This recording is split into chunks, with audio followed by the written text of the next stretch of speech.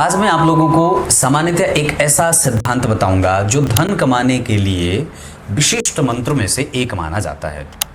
अगर आप किसान हैं तो आपको निश्चित रूप से ओम श्रियै नमः इस मंत्र का जप करना चाहिए।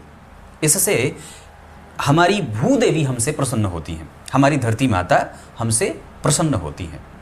लेकिन इससे ऊपर उठ करके मैं सभी वर्ग के जातकों के लिए अगर बात कहूं तो आपको सिंपल कुछ नहीं करना है, अपने किसी गुरु के पास जाना है जो आपने गुरु बनाए हैं। अगर आपने नहीं बनाया है तो साक्षात किसी को अपना गुरु बनाइए और उनसे यज्ञोपवीत धारण करिए, यज्ञोपवीत उनसे प्राप्त करिए और उनसे कह दीजिए कि गुरुजी मुझे इस श्री सूक्त के पाठ का जो है वो दीक्षा दे दो।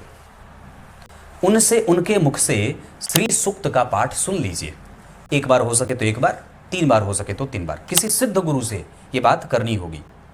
और उसके बाद वो मंत्र, वो जो आपको मंत्र स्वरूप जो स्तोत्र मिला है श्री सूक्त का पाठ, उसको प्रत्येक दिन सायं काल में या तो शिव जी की मूर्ति के तस्वीर के सामने हो, मूर्ति के सामने हो, अगर शिवलिंग रखे हैं तब तो और उत्तम बात है, तो शिवलिंग के सामने बैठ करके सायं काल में भगवान विष्णु और लक्ष्मी के तस्वीर के सामने बैठ करके उसका एक बार नित्य प्रति घी का दीपक जला करके और धूप जला करके उसका प्रत्येक दिन पाठ किया करिए।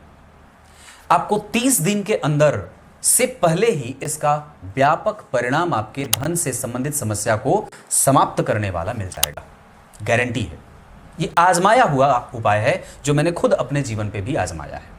धन से संबंधित समस्या के लिए बहुत सारे उपाय बताए जाते हैं, पर शास्त्रोक्त उपायों की कई बार हमारे पास YouTube में कमी हो जाती है। आप सामान्यतः इसे भी देखते होंगे।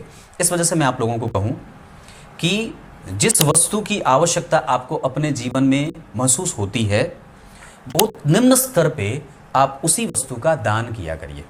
इसके अतिरिक्त अपने गुरु से श्री सूक्त के पाठ का दीक्षा लीजिए और उनसे वो पाठ सुन करके प्रत्येक दिन सायं काल में शिवलिंग के सामने या लक्ष्मी और विष्णु जी की तस्वीर के सामने घी का दीपक जला करके और धूप जला करके उस श्री सूक्त का एक बार पाठ करना आवश्यक है।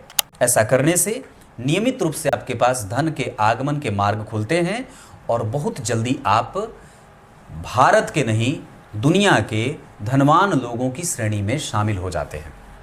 आज मैं आप लोगों से बहुत ही सूक्ष्म तरीके से कुछ नक्षत्रों के बारे में बात करूंगा, जैसे श्रवण, पुष्य, अनुराधा, उत्तरा भाद्रपद, उत्तराषाढ़ा, उत्तरा फाल्गुनी। ये जो इतने नक्षत्र हैं, इसमें अगर आप कोई भी अपना काम शुरू करना चाहते हैं जो विशेषतया धन से जुड़ा हो या धन कमाने को लेकर के हो, तो इस नक्षत्र में किए गए काम में व्यक्ति को सफलता मिल जाती है, या ये कह सकते हैं कि ये बड़े ही शुभ नक्षत्र माने गए हैं। धन से संबंधित समस्या से जूझ रहे हैं तो आपको धन से संबंधित कोई भी काम हो तो इस नक्षत्र में करना चाहिए। इससे बड़ी जल्दी फल की प्राप्ति होती है और आपका काम रुकता नहीं है। कई बार होता है, हम माता पिता की शिकायत होती है कि पंडित जी बच्चा बहुत बिगड़ा हुआ है, मतलब कोई बात सुनता नहीं है। तो मैं आप लोगों को एक साधारण उपाय बता दूं। हमारे पूर्वजों ने जितने भी संस्कार बताए थे और उसका हमने अनुपालन नहीं किया है, इस वजह से कई बार हमारी संतान बिगड़ैल हो जाती है, बिगड़ जाती है, वो एकदम बिल्कुल ही डिरेल हो जाती है। ऐसी अवस्था में आपको सबसे पहले उसके सारे संस्कार बिल्कुल ही समय पे कराने चाहिए। अगर बच्चा बिल्कुल नवजात है, उसी समय से उसको ये बात याद रखनी होगी आपको एक माता पिता के तौर पे कि उसके सारे संस्कार बिल्कुल ही समय पे हो जाने चाहिए। अगर आप अपने बच्चे को विद्वान बनाना चाहते हैं, बिल्कुल बुद्धिमान बनाना चाहते हैं, आप चाहते हैं कि आपका बच्चा सबके लिए मार्गदर्शक की भांति समाज में उपस्थित हो और मार्गदर्शन करने वाला हो, तो आपको उसके सारे संस्कार बिल्कुल ही समय पे कराने होंगे। ऐसा नहीं करने के कारण ही हमारे जो पीढ़ी के लोग हैं, हमारी जो संतति है, हमारी जो संतान है, वो पथभ्रष्ट और परेशान करने वाली हो जाती है। राहु की महादशा में करियर पे प्रभाव सबसे ज़्यादा काम को बदलने को लेकर के होता है। यहाँ आपका काम बार बार आपका मन करेगा कि मैं काम बदल लूँ, यहाँ छोड़ दूँ, किसी दूसरी जगह चला जाऊँ। ये राहु की महादशा का सबसे व्यापक और सबसे बुरा दुष्परिणाम होता है। इसके साथ साथ राहु की महादशा में करियर पे जो दुष्प्रभाव पड़ता है उसमें आपके काम को रिकॉग्निशन नहीं मिलती है। आप बार बार मेहनत करते हैं, आपको आपका परिणाम मिलता नहीं है। ये दूसरी शिकायत होती है लोगों की। राहु की महादशा में एक और भी जो उसका व्यापक दुष्परिणाम देखने को मिलता है कि व्यक्ति अपने काम पे फोकस नहीं कर पाता है। एक तरफ आप फोकस में हैं पर आपको उसकी रिकॉग्निशन नहीं मिल रही है, एक तरफ आप काम पे फोकस भी हैं, काम बदलना नहीं भी चाहते हैं, पर फिर भी कुछ ऐसी परिस्थिति बन जाएगी ऑफिस में जहाँ पे आपको काम बदलना पड़ता है।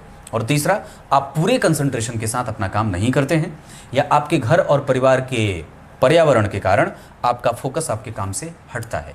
ये 3 परिस्थितियाँ राहु की महादशा में बहुत ही व्यापक तरीके से मनुष्य को प्रभावित करती है। ऐसी अवस्था में आपको अपनी कुंडली अच्छे तरीके से चेक करनी चाहिए, उसमें राहु के पोजीशन को बहुत अच्छे तरीके से समझना चाहिए। उसके हिसाब से आपको गणेश जी की पूजा निरंतर रूप से करनी चाहिए। राहु को ठीक करने का सबसे साधारण उपाय गणेश जी की पूजा होती है। आपको गणेश चतुर्थी का व्रत किया जा सकता है आपके द्वारा। आप गणेश जी के मंदिर का दर्शन कर सकते हैं, गणेश जी को दूर्वा अर्पित कर सकते हैं, संकटनाशक गणेश स्तोत्र का पाठ कर सकते हैं, गणपति अथर्वशीर्ष का पाठ कर सकते हैं। इसके अतिरिक्त गणेश जी को यज्ञोपवीत और लड्डू मोदक आदि अर्पित करके उन्हें प्रसन्न करने से राहु की महादशा में हमारे करियर पे पड़ने वाले दुष्प्रभावों से हम आसानी से बच सकते हैं।